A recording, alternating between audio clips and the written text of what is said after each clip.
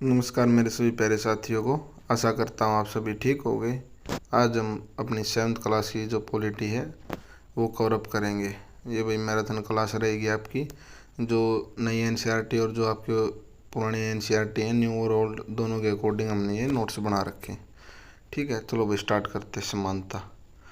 लोकतंत्र सरकार के मुख्य तत्व क्या होते हैं भाई? लोकतंत्र सरकार में ज़्यादातर लोगों का ही राज होता है। वही अपने जो भी राजनेता होते हैं उनको चुनते हैं। भाई कभी उनको ये लगे कि भी कोई कानून अच्छे से नहीं बना जा रहा है, उसका अच्छे से पालन नहीं हो रहा, तो उसके प्रति भाई विरोध भी प्रदर्शन करते हैं। तो पढ़ते हैं, लोगों की भागीदारी, संघर्ष का शांतिपूर्ण समाधान, समानता और न्याय। समानता और न्याय। भारत एक लोकतांत्रिक देश है।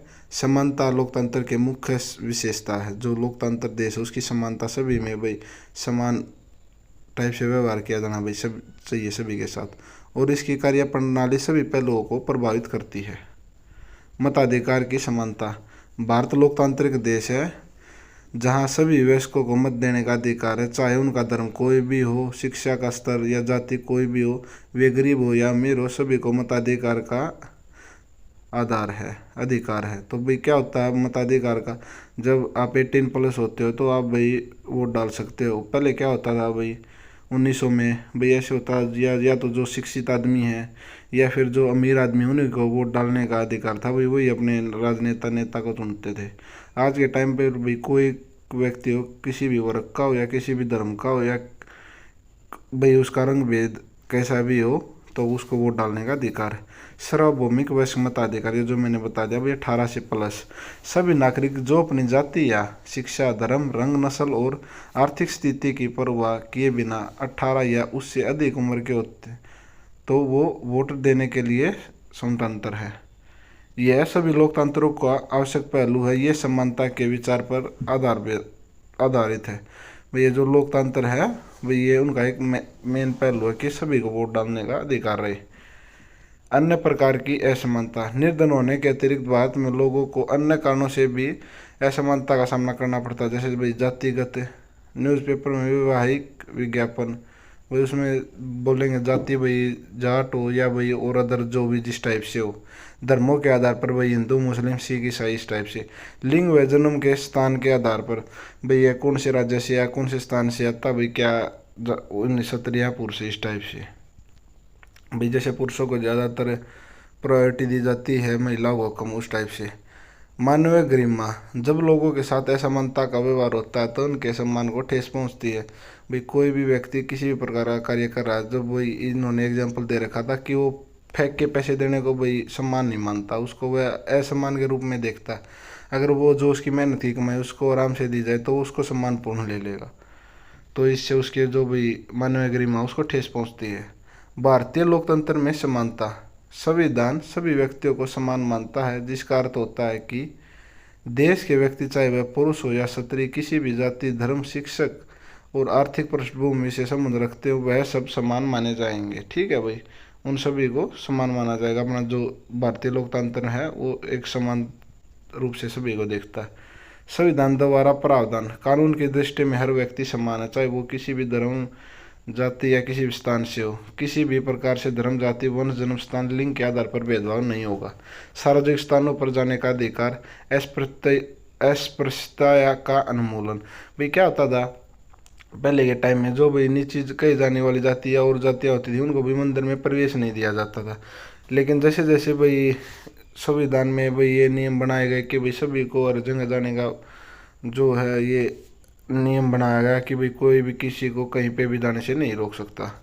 समानता के अधिकार को 2 प्रकार से लागू किया जा गया है। एक तो कानून के द्वारा, भाई सरकार की योजना व कार्यक्रम द्वारा मध्याह्न भोजन, एक तो भाई कानून के द्वारा। दूसरा भाई सरकारी स्कूलों में जो ये मिड डे मील बोलते हैं, इसके टाइप से। इसमें क्या होता था भाई सभी वर्ग के बच्चे एक साथ बैठ के खाना खाते हैं। उनमें भाई बचपन से ही जो ये अपनापन है वो रहता है। ये नहीं रहता कि भाई वो अलग किसी धर्म, जाति के या और किसी के साथ स्टार्टिंग से ही भाई ये ना करें कि वो उनके साथ भेदभाव करते हुए चले।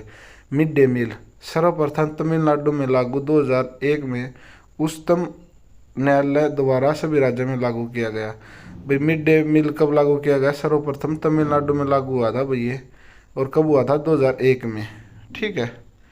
नागरिक अधिकार आंदोलन, सिविल राइट मूवमेंट, एक आंदोलन जो संयुक्त राज्य अमेरिका में 1950 के दशक के अंत में प्रारंभ हुआ था और जिसमें अफ्रीका अमेरिकी लोगों ने नस्लगत भेदभाव को समाप्त करने और समान अधिकारों की मांग की। भाई ये जो 1950 में हुआ था सिविल राइट मूवमेंट, ये भाई जो अमेरिका उधर क्या होता है, ज़्यादातर नस्ल भेद कानून चलते हैं भाई, गोरों के और कालों के। ठीक है, उनके भाई जो गोरे होते हैं उनके अलग स्कूल होते थे, उनके भाई हॉस्पिटल अलग होते थे, उनका भी रहने का एरिया अलग होता था। ऐसे ही जो काले होते थे उनका भी ऐसे होता था। तो इसलिए उनको ख़त्म करने के लिए ये किया गया था।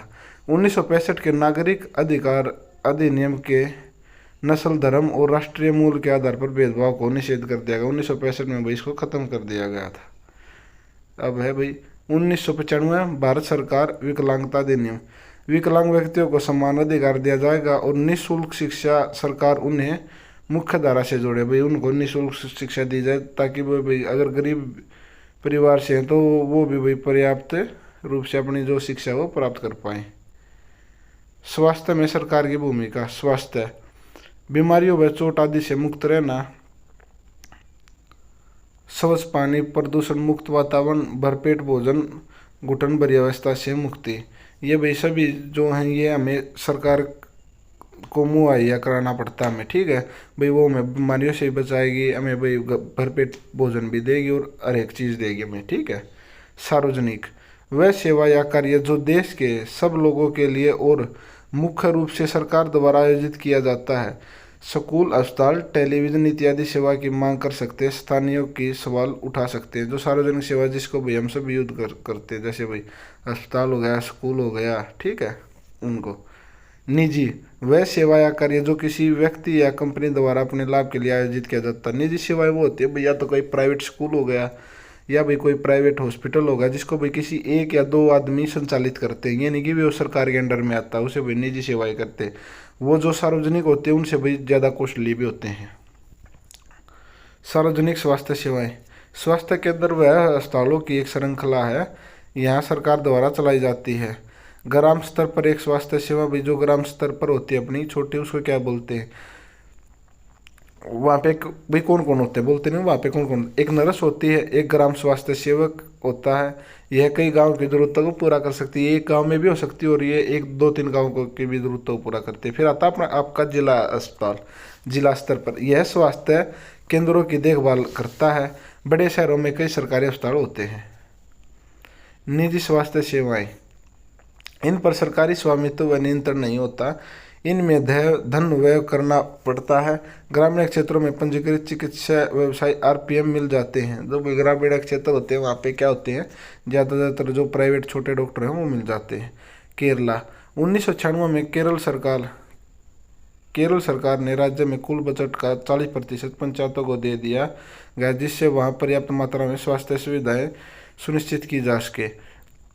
1966 में जब बजट पास हुआ भाई, तो क्या था उधर जितना भी उनका बजट हुआ था केरल का, उन्होंने 40% जो पंचायती राज थे उनको दे दिया था। उन्होंने अपना जो पैसा था सारा अपना स्वास्थ्य सेवा को सुधार में लगा दिया था। ठीक है, एक ऐसी एक आपका कोस्ट एरिया का है, यह देश सेना नहीं रखता बल्कि उसका बजट शिक्षा व स्वास्थ्य पर लगाता है। भाई इस देश का मानना है अगर देश आगे तभी बढ़ेगा जब व्यक्ति स्वस्थ और शिक्षित होंगे। ठीक है।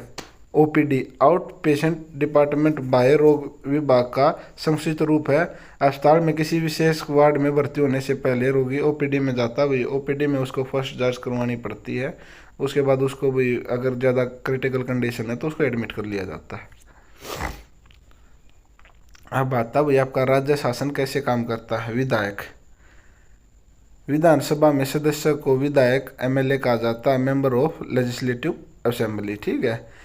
एक का चुनाव जनता द्वारा किया जाता है, जो विधायक है इसका चुनाव जनता द्वारा किया जाता है, यह मिलकर सरकार का गठन करते हैं। ठीक है। निर्वाचन क्षेत्र, इसका अर्थ है एक निश्चित क्षेत्र से है, यहाँ रहने वाले सब मतदाता अपने प्रतिनिधि चुनते हैं। उदाहरण, यह कोई पंचायत का वार्ड या वह क्षेत्र हो सकता है जो विधानसभा सदस्य जहाँ से चुना जाता है। भाई ये किसी भी शहर का या जो गांव के अंदर ये होता है, एमएलए 10-15 गांव या 20 गांव जिसके अंदर आते हैं उधर से कोई एमएलए होता है, तो वो जो एरिया था उसका निर्वाचन क्षेत्र होता है, उधर से उसको चुनकर एमएलए बनाते हैं और असेंबली में भेजते हैं। राज्य को निर्वाचन क्षेत्र में बांटा जाता है। प्रत्येक निर्वाचन क्षेत्र का एक विधायक होता है जिसे एमएलए बोलते हैं। सत्ता पक्ष वो होता है भाई जो राज्य में होता है। जिस राजनीतिक दल के विधायक बहुमत में जीत जाते हैं वह सरकार बनाते हैं और मुख्यमंत्री उसी दल का होता है। इसे सत्ता पक्ष या सत्तारूढ़ पार्टी कहते हैं भाई। जिनके पास ज़्यादा भाई एमएलए जो होते हैं उनकी सरकार बनती है, ठीक है, उन्हीं का मुख्यमंत्री बनता है और उसी को सत्ता पक्ष बोला जाता है। विरोधी पक्ष अन्य जीते विधायक विरोधी पक्ष पर के होते हैं जो भाई और बाकी के जीते हुए हैं वो विरोधी पक्ष होता है। जो भैया राज्य का राज्यपाल मुख्यमंत्री और अन्य मंत्रियों की नियुक्ति करता है। तो ये इंपॉर्टेंट क्वेश्चन है भाई, हर बार आता है ये भाई। जो मुख्यमंत्री और अन्य मंत्रियों की नियुक्ति कौन करता है? राज्य का राज्यपाल, ठीक है। और राज्य का मुखिया भी कौन होता है? राज्यपाल, ठीक है। ये भाई कहाँ से आता है? ये भाई केंद्र से भेजा जाता है ये देखने के लिए कि भाई राज्य में जाओ और ये देखो भाई उधर कार्य प्रणाली कार्यभार या कानून व्यवस्था अच्छे से चल रही है या नहीं चल रही। बहुमत इसका आश्चर्य ऐसी स्थिति से है जब किसी समूह के आधे से अधिक संख्या में लोग किसी निर्णय या विचार से सहमत हो। इसे साधारण बहुमत भी कहा जाता है। बहुमत के साथ अगर सरकार आ जाती है तो उसे साधारण बहुमत भी कहा जाता है, ठीक है। तो भाई आगे चलते हैं अपना। अब लड़के और लड़कियों के रूप में बड़ा होना भाई, ये भी एक बहुत ही गलत है। क्या करते हैं भाई, लड़कों को पहले ही लड़कों की टाइप से डालते हैं, लड़कियों को लड़कियों की टाइप से।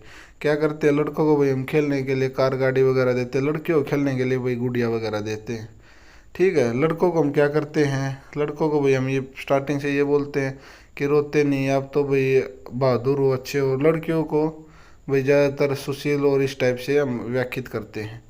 अस्मिता यह एक प्रकार से स्वयं के होने वो यानी अपने अस्तित्व के प्रति जागरूक का भाव है। एक व्यक्ति की कई अस्मिता हो सकती हैं।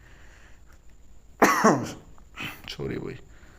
अमूल्यनीयत जब कोई अपने काम के लिए अपेक्षित मान्यता या स्वीकृति नहीं पाता तब वह स्वयं को अवमूल्यत महसूस करता है। जैसे भाई आपको पहले बताया गया था, फेंक के पैसे देने से वो मना कर देते हैं। तो जब जो भाई वो काम करते हैं उसके लिए उन्हें उतना सम्मान नहीं मिलता तो वो आपको अवमूल्यत महसूस करते हैं। 1920 के दशक ने समोआ द्वीप में बच्चों का जीवन।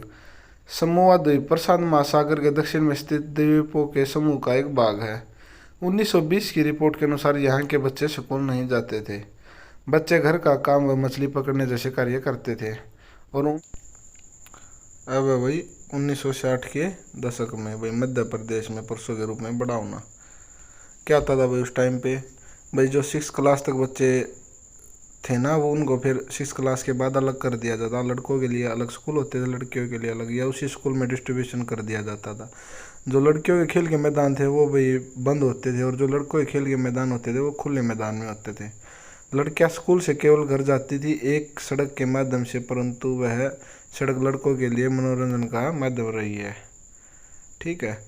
घरेलू काम का मूल्य समाज में घर के कामों की मुख्य जिम्मेदारी स्त्रियों की ही होती थी, जैसे देखभाल संबंधी भाई। यह कार्य स्त्रियों के सार्वजनिक कार्य हैं इसलिए इनके लिए पैसे देने की कोई ज़रूरत नहीं है, लेकिन ये भाई कमर तोड़ काम होते हैं, उनको थका देते हैं। सुबह से वो काम लगती है और शाम तक काम करती रहती है। समाज इन कार्यों को अधिक महत्व नहीं देता। घर का कार्य करने वाले नौकर महिला या बच्चे पुरुष होते हैं तथा उनसे समाज से के सम्मानजनक व्यवहार नहीं किया जाता। जो भी घर में कार्य करते हैं उनसे सम्मानजनक व्यवहार नहीं किया जाता। घरेलू और देखभाल के कामों का एक अन्य पहलू यह है कि लगने वाला समय, और यह देखा जाए कि महिला घरेलू प्लस बाहर के कामों को देखें तो वह पुरुष से अधिक कार्य करती हैं, क्यों भाई उनको बच्चों की देखभाल भी करनी होती है। सुबह से शाम पर भाई खाना सफाई वगैरह और भी बहुत सारे काम हो जाते हैं, लेकिन हम क्या करते हैं इन कामों को ज़्यादा महत्व नहीं देते और इन कामों को ज़्यादा महत्वपूर्ण भी नहीं मानते। महिलाओं का काम और समानता। घरेलू और देखभाल के कार्यों को कम महत्व देना एक व्यक्ति या परिवार का मामला नहीं है, स्त्रियों और पुरुषों के बीच ऐसे समानता की एक बड़ी सामाजिक व्यवस्था का भी है। समाधान का कार्य परिवार या व्यक्तिगत नई शासकीय स्तर पर भी होना चाहिए, ठीक है।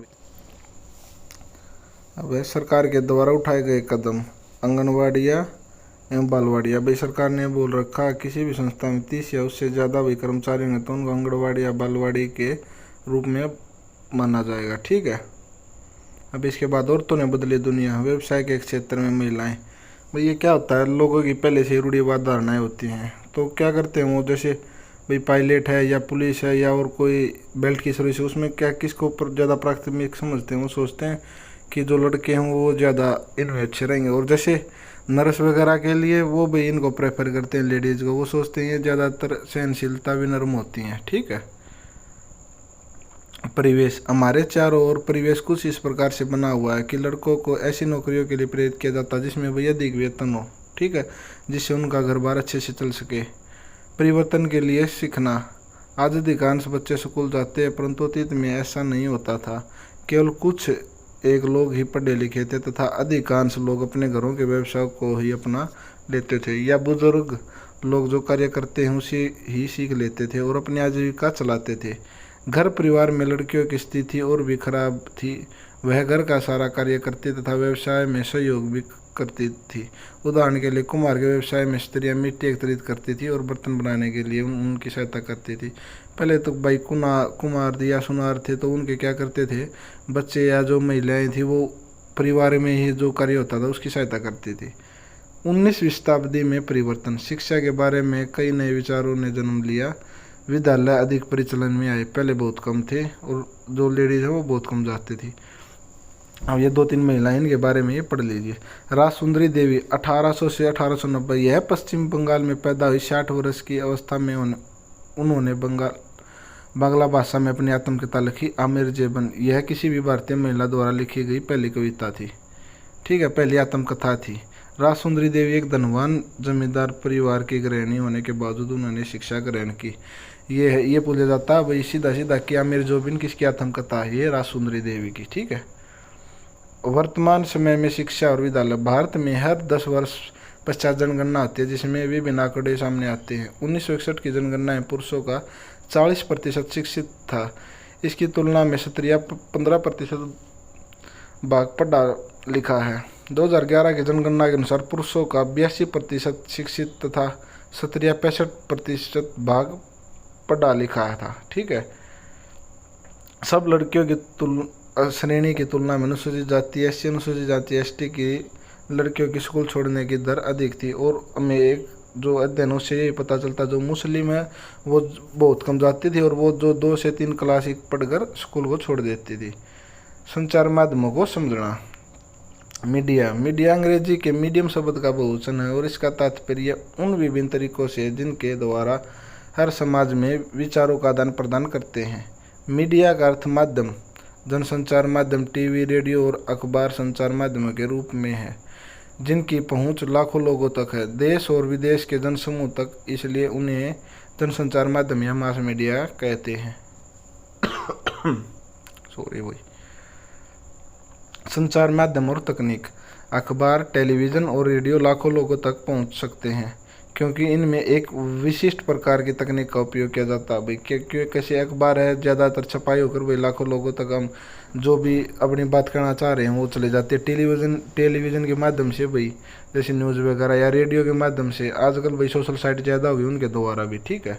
जनसंचार माध्यम के इस्तेमाल में लाई जा रही तकनीक निरंतर बदल रही है और मशीनों को बदलकर आधुनिकता बनाने से संचार माध्यमों को अधिक लोगों तक पहुंचाने में मदद मिलती है। जनसंचार माध्यम में आज संपूर्ण विश्व को एकजुट कर दिया है। जनसंचार माध्यम और धन। जनसंचार के माध्यम वह तकनीक बहुत अधिक खर्चीले होते हैं जैसे टीवी, स्टूडियो, संचार के स्टूडियो तथा अन्य लोगों का वेतन। इसके परिणाम स्वरूप अधिकांश टीवी चैनल और संचार पत्र किसी बड़े व्यापारिक प्रतिष्ठान का भाग होते हैं। भाई ज़्यादा कोई भी चीज़ अगर स्टूडियो चलाएंगे तो उनको ज़्यादा खर्च व्यय करना पड़ता है। ठीक है। तो भाई उनको कर्मचारियों को भी देना पड़ता है। एक में भाई बहुत ज़्यादा कर्मचारी होते हैं।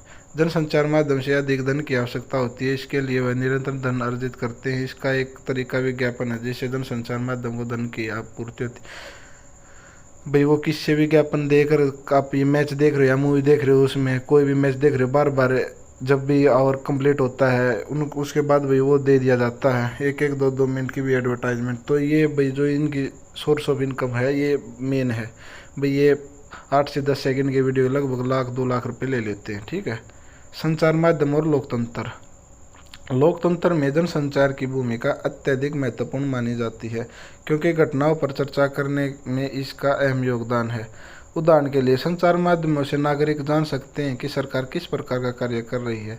यदि लोग चाहे तो समाचारों के आधार पर कार्रवाई भी कर सकते हैं, मंत्रियों को पत्र लिख सकते हैं, सार्वजनिक विरोध आयोजित कर सकते हैं, हस्ताक्षर अभियान चला सकते हैं। इसलिए आवश्यक है कि जनसंचार माध्यम सही जानकारी व संतुलित रिपोर्ट प्राप्त हो। भाई संतुलित रिपोर्ट क्या होती है भाई?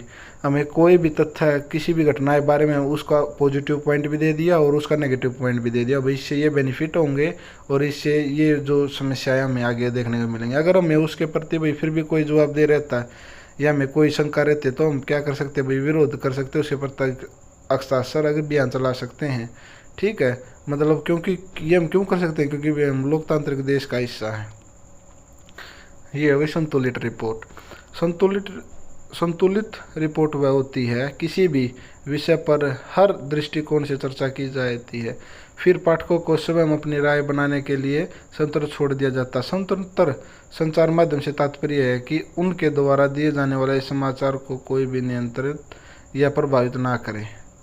संचार माध्यम स्वतंत्र नहीं है, इसके मुख्य 2 कारण हैं। सरकार का उन पर नियंत्रण सेंसरशिप के द्वारा, व्यापारी प्रतिष्ठान का नियंत्रण धन के द्वारा। सेंसरशिप क्या होता है? सरकार किसी भी चीज़ को रोक सकती है कि भाई आपको ये दिखाना ये नहीं दिखाना, ठीक है। मसौदा तय किया जाना। कुछ खास विषयों पर ध्यान केंद्रित करके संचार माध्यम हमारे विचार, भावना और कार्यों को प्रभावित करती है और हमारा ध्यान उन मुद्दों की ओर आकर्षित करती है। हमारे जीवन का महत्वपूर्ण प्रभाव डालने और हमारे जीवन को निर्धारित करने में मुख्य भूमिका होने के कारण ही प्राय यह कहा जाता है कि संचार माध्यम हमारा मसौदा या एजेंडा तय करते हैं कि हमें क्या करना है। हमें बार बार वो कोई भी विज्ञापन या कुछ चीज़ दिखाएंगे तो हम उसी तरफ ज़्यादातर मतलब उसकी वे में जाते हैं, ठीक है। परंतु कई बार जनसंचार माध्यम महत्वपूर्ण विषय पर ध्यान केंद्रित करने से असफल रहते हैं, जैसे कि पीने योग्य जल व जरूरी समस्या, परंतु इसके बजाय वह खेलकूद, मनोरंजन जैसे विषयों पर अधिक ध्यान देते हैं। जो भी मेन दिक्कत होती है उनको वो ज़्यादातर नेगलेक्ट ही कर देते हैं, जैसे पानी के बारे में चर्चा करना और करना। वो भाई कोई चीफ गेस्ट, कोई एक्टर या वगैरह कोई आ रहा है तो उसको ज़्यादातर दिखाते हैं। सेंसरशिप सरकार की उस शक्ति अधिकार से है जिसके अंतर्गत सरकार कुछ विवरण प्रकाशित करने या प्रदर्शित करने का पर रोक लगा सकती है। सार्वजनिक विरोध, इसमें विशाल संख्या में लोग एकजुट होकर किसी विषय पर खुले रूप से अपना विरोध प्रदर्शन करते हैं, जैसे रैली आयोजित करना, धरना देना, सड़कों का अवरोध करना। ये होता है सार्वजनिक, जब सभी एक साथ इकट्ठे हो गए उसका विरोध करें। हमारे आसपास के बाजार, साप्ताहिक बाजारों के लाभ, वस्तु कम दाम पर उपलब्ध हो जाती है, सभी प्रकार की वस्तु एक स्थान पर प्राप्त हो जाती है, जैसे सब्जी, कपड़े, बर्तन इत्यादि। वस्तुओं के अधिक विकल्प, साप्ताहिक बाजार में वही क्या क्या होता है, वस्तु कम दाम पर मिल जाती है और सभी प्रकार की जो वस्तुएं या कपड़े जो होते हैं किस जगह पर होते हैं भाई, इनका क्यों कारण कम दाम में इसलिए मिलती है, तो भाई उनको किराया नहीं देना पड़ता। दूसरा उधर वही सभी प्रकार के जो कर्मचारी वो होते हैं उनको भी आपस में, कोई सब्जी बेच रहा है कोई कुछ बेच रहा है, उनमें आपस में कंपटीशन भी होता है। मोहल्ले की दुकान, इस प्रकार की दुकानें स्थायी होती हैं तथा हर मोहल्ले में उपलब्ध होती हैं, उनको भी किराया देना पड़ता है। हम यहाँ से सामान किसी भी दिन खरीद सकते हैं। इस दुकान के उदाहरण हैं दूध की डेयरी की दुकान, तेल मसाले की दुकान, स्टेशनरी की दुकान। मोहल्ले की दुकान के पास सड़क किनारे फुटपाथ पर सब्जियों के कुछ छोटे दुकानदार, फल विक्रेता और कुछ गाड़ी मैकेनिक आदि भी होते हैं। मोहल्ले की दुकान के लाभ, स्थायी होती है जिस कारण हम किसी भी दिन सामान ले सकते हैं। इन दुकानों से हम आसपास से उधार ले सकते हैं भाई। कभी कभार ऐसा होता है हम चले जाते हैं भाई, ये हमारी कोई जो भी इलेक्ट्रॉनिक्स डिवाइस, फ़ोन पे, गूगल पे वगैरह नहीं चलता तो हम पेमेंट नहीं दे पाते, तो भाई हम उधार भी कर सकते हैं। शॉपिंग कॉम्प्लेक्स और मॉल, शहरों के कुछ अन्य प्रकार के बाजार भी होते हैं जहां एक साथ कई तरह की दुकानें होती हैं। इन्हें लोग शॉपिंग कॉम्प्लेक्स के नाम से जानते हैं। अब कुछ शहरी इलाकों में आपको बहुमंजिले वातानुकूलित दुकानें भी देखने को मिलेंगी जिनकी अलग अलग मंजिलों पर अलग अलग तरह की वस्तुएं मिलती हैं। इन्हें शॉपिंग मॉल कहते हैं। यहाँ पर क्या होता है, एक तो भाई कॉस्टली चीज़ें मिलती है पहली बात। दूसरी बात भाई यहाँ पर क्यों मिलती हैं, क्योंकि भाई उधर उनको भाई ज़्यादा चमक दमक दिखानी पड़ती है भाई, उधर किराया ज़्यादा होता है, ठीक है, तो उनकी मैनेजमेंट के लिए ज़्यादा पैसा लगता है। इस प्रकार की दुकानों में महंगा सामान तथा ब्रांड उत्पाद मिलते हैं जिन्हें बहुत कम लोग ही खरीद पाते हैं। बाजार की श्रृंखला भाई कैसे पहले बड़ा व्यापारी होता है, फिर दूसरा थोक व्यापारी होता है, फिर भाई फुटकर व्यापारी, कैसे कैसे श्रृंखला में का भाग होते हैं, कैसे कोई भी चीज़ भाई खेत उत्पाद से होकर हमारे तक कैसे पहुंचती है। सॉरी, वे लोग जो वस्तु के उत्पादन और वस्तु के उपभोक्ता के बीच में होते हैं उन्हें व्यापारी कहा जाता है। पहले थोक व्यापारी बड़ी मात्रा में सामान खरीद लेते हैं, इन्हें वह दूसरी व्यापारियों को बेचते हैं। यहाँ खरीदने वाले बेचने वाले दोनों प्रकार के व्यापारी होते हैं। व्यापारियों की लंबी श्रृंखला का वह अंतिम व्यापारी जो वस्तु उपभोक्ता को बेचता है उसे खुदरा या फुटकर व्यापारी बोलते हैं, जो भी गलियों में जाकर सब्जियां वगैरह इस टाइप से कुछ बेचते हैं। हर शहर में थोक बाजार का एक क्षेत्र होता है, यहाँ वस्तुएं पहले पहुँचती हैं और यहाँ से अन्य वस्तुओं तक व्यापारियों तक पहुँचती हैं। बाजार और समानता, जिस प्रकार से एक छोटा दुकानदार कम लाभ अर्जित करता है वहीं दूसरी ओर माल का व्यापारी अधिक लाभ अर्जित करता है, क्योंकि भाई वो अगर ज़्यादा पैसे लगाएगा तो उसको भाई इनकम भी ज़्यादा होगी। उसी प्रकार से वो उपभोक्ता भी अपनी आर्थिक स्थिति के आधार पर सबसे सस्ती वस्तु तथा ब्रांडेड वस्तुएं खरीदते हैं। यह हमारी आर्थिक स्थिति पर निर्भर करता है कि हम किस प्रकार के बाजार से सामान खरीदते हैं। बाजार की श्रृंखला, यह चारों की एक श्रृंखला है जो परस्पर एक दूसरे से कड़ियों की तरह जुड़ी हुई होती है। पहला, क्योंकि उत्पादक एक बाजार से होते हैं वे दूसरे बाजार में पहुंच जाते हैं। उत्पाद यहाँ से लेकर कहीं पे और पहुंचा देना।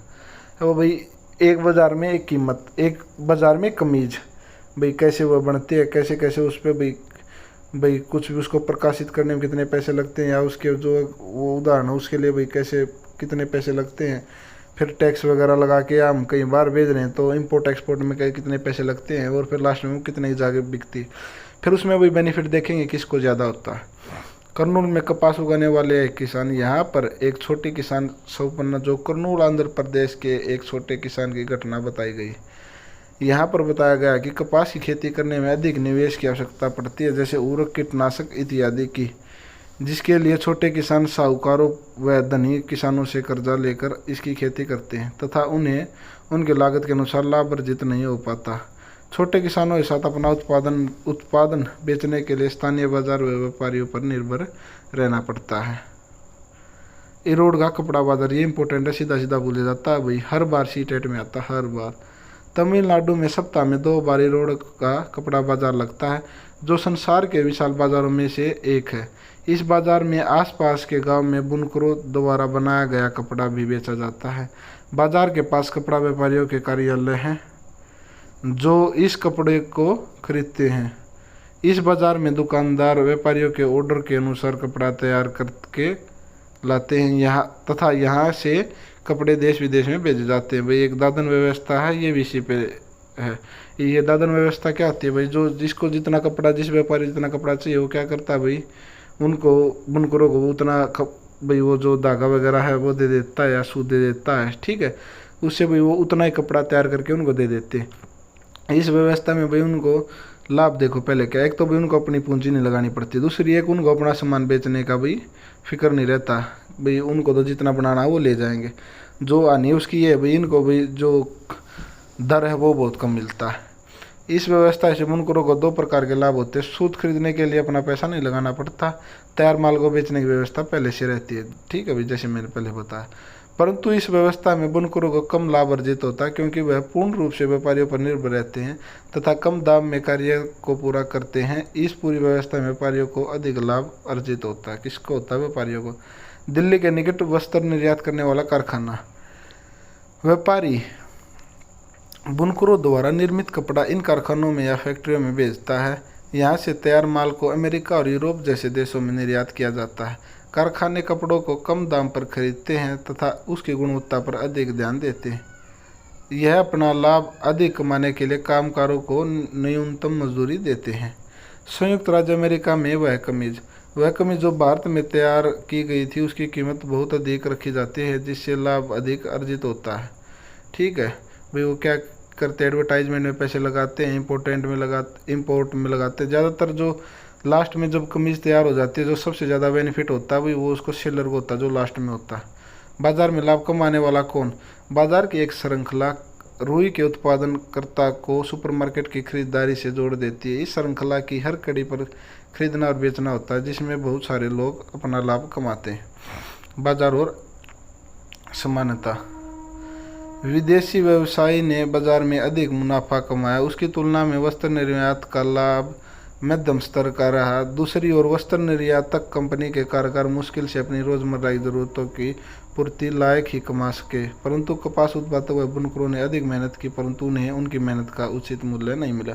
तो सबसे लाभ किसको है? जो विदेशी हुए भाई। ठीक है, फिर जो फैक्ट्री वाले जो कामगार हैं उनको क्या है भाई, उनको जो मुश्किल से अपनी जो रोजमर्रा चलाते हैं उसी के लिए भाई वो पैसे मतलब उनको मिले। इस प्रकार हम देख सकते हैं कि बाजार में हर व्यक्ति समान रूप से नहीं कमाता। जिनिंग मिल, ये इम्पोर्टेंट है भाई, वह फैक्ट्री जहाँ रुई के गोलों से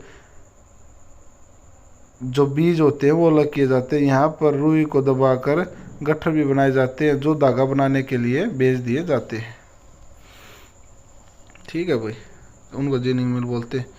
अपना जो लास्ट है भाई, समानता के लिए संघर्ष। भारत का संविधान हर भारतीय नागरिक को समान दृष्टि से देखता है।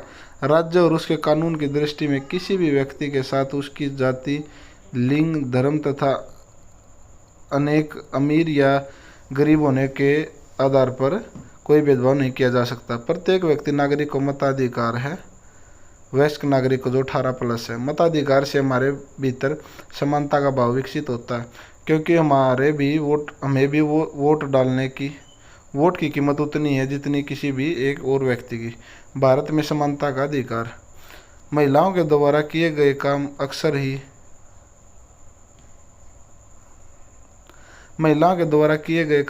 पुरुषों के काम की तुलना में तुच्छ माने जाते हैं। भारत में किए जाने वाले भेदभाव का प्राथमिक कारण यह है कि वह किसी खास सामाजिक या सांस्कृतिक पृष्ठभूमि के हैं। धर्म और जाति और लिंग के आधार पर भेदभाव किया जाता है। समानता के लिए संघर्ष। दुनिया भर के तमाम समुदाय, गांव और शहरों में आप देखते होंगे कि कुछ लोग समानता के लिए संघर्ष के